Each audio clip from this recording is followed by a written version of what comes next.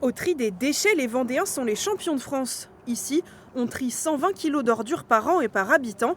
C'est 2 fois plus que la moyenne nationale, mais pourtant, Quand on regarde cette poubelle, on se rend compte que là, le geste de tri a complètement été oublié, puisque vous voyez, il y a énormément de choses, des emballages qui devraient être dans la poubelle jaune aujourd'hui.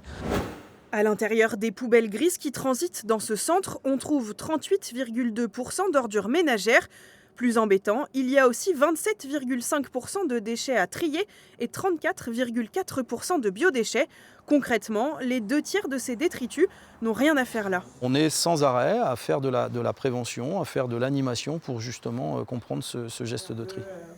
Le syndicat de gestion des déchets a même créé une application gratuite en Vendée. Elle indique où jeter ce dont on ne sait pas quoi faire. L'application m'a justement indiqué colonne, bac, sac jaune.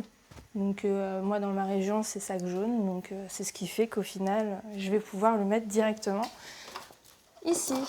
Les biodéchets aussi peuvent être mieux valorisés. En Vendée, en 10 ans, près de 115 000 composteurs ont été distribués par les communautés de communes.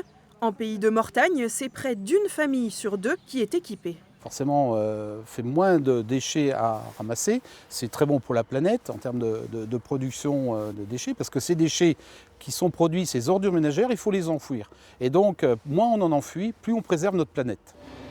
Faute de pouvoir les faire disparaître, les déchets non triés, en grande partie du plastique, sont enterrés.